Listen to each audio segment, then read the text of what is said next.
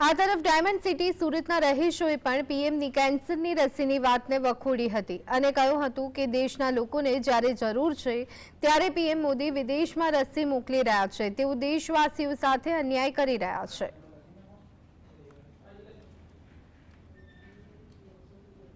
ત્યારે દેશના યશસ્વી વડાપ્રધાન મોદીજી જ્યારે અલગ અલગ દેશના મુલાકાતે જાય ત્યારે ત્યાં લોકોને દાન કરીને આવે છે કે હું તમને આટલી રસી આપીશ, આટલી વેક્સિન આપીશ, આ દવાઓ આપીશ।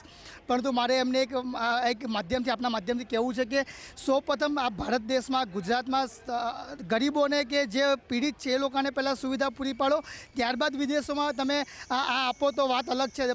પોતાના ઘરના લોકો લોટ ખાય છે, બહારના લોકો થાળી ફૂંકીને ખાય છે, એ વાત ખોટી પડે છે। એટલે મારે કહેવું પડે છે કે તમે સૌપ્રથમ પોતાના દેશમાં આ પુરવાર કરો, ત્યારબાદ વિદેશમાં પુરવાર કરો, એ મારી માનવું છે।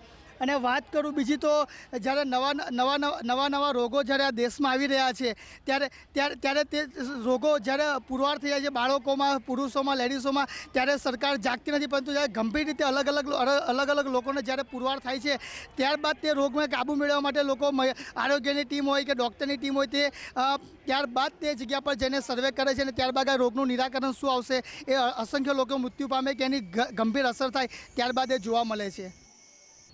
પહેલાં તો ગુજરાતીમાં એક કહેવત છે કે ઘરનો બાવો ઘંટી ચાટે ને પાડોશી આટો ખાય। ખરેખર એ જ પરિસ્થિતિનું નિર્માણ થઈ રહ્યું ગુજરાતની અંદર ને ભારતની અંદર। આના માટે અત્યારે કેટલાય બી આપણે જોઈએ છે કેન્સરની સામે ઝૂઝૂમી રહ્યા છે અને આ સારવાર બહુ મોંઘી છે કે સામાન્ય અને મધ્યમ વર્ગને પોસાય એવી નથી। તો મોદી સાહેબે પોતાના લાભ માટે કે પોતાની વાહવાહી માટે આ બધું કર્યું હોય એવું મને દેખાઈ રહ્યું છે। હું આપના માધ્યમથી એક જ કહેવા માગીશ કે પહેલાં તો આપણે જે અહીંયાની પરિસ્થિતિ છે કે આ કેન્સરનું પ્રમાણ દિન પ્રતિદિન વધી રહ્યું છે, એના નાથવા માટેના કોઈ પગલાં લેવાય। અને આપ જે જાહેરાત કરો છો એ અમારા ટેક્સના પૈસાની છે, એટલે ખરેખર એ વાતનું અમને દુઃખ છે। ભારત દેશની મહિલાઓ આ પૈસાથી વંચિત રહેશે અને એમની મૃત્યુ થશે તો એમને પૂરેપૂરી જવાબદારી પ્રધાનમંત્રીને આપવા માંગીશ કે 65,000 કરોડથી પણ વધુની રકમ એ વિદેશ મોકલી રહ્યા છે અને ભારતની મહિલાઓ આનાથી ઝઝૂમી રહી છે। 100% કહી શકાય ભારતની મહિલાઓ સાથે અન્યાય થઈ રહ્યો છે।